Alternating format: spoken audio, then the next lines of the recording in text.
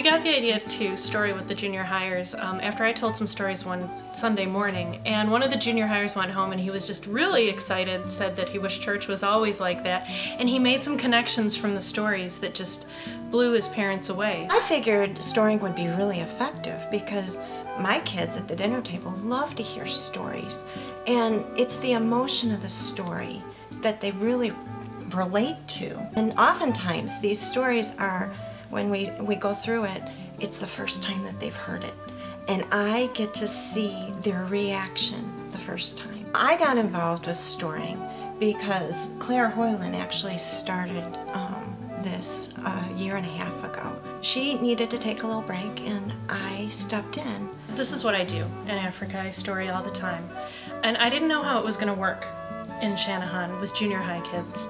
But I'm amazed that people have the same reactions to the stories.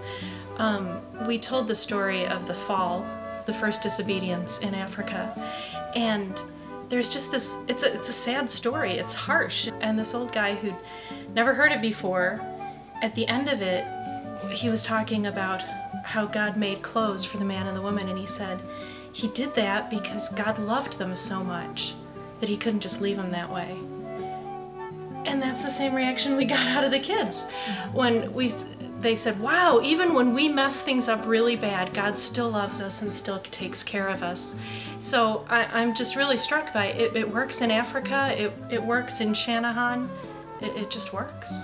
Every week we ask a set of questions, and the last one that we end with is, how does a story change the way you think or act? And we are constantly amazed at what these kids come up with. For example, one week we were doing the series of Job, and in that there's a line that says, do we only take the good stuff from God and not the bad?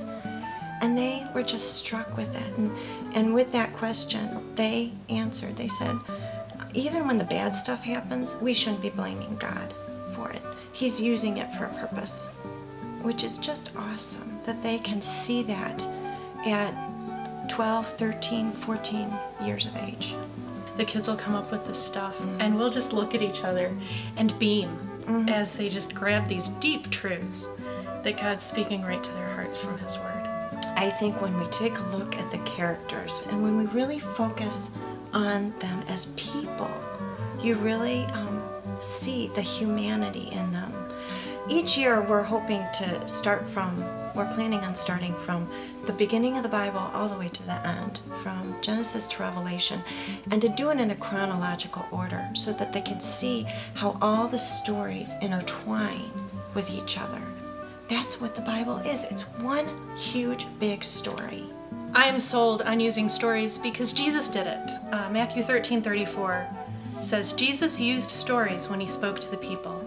In fact, He did not tell them anything without using stories. Jesus did it, and it works.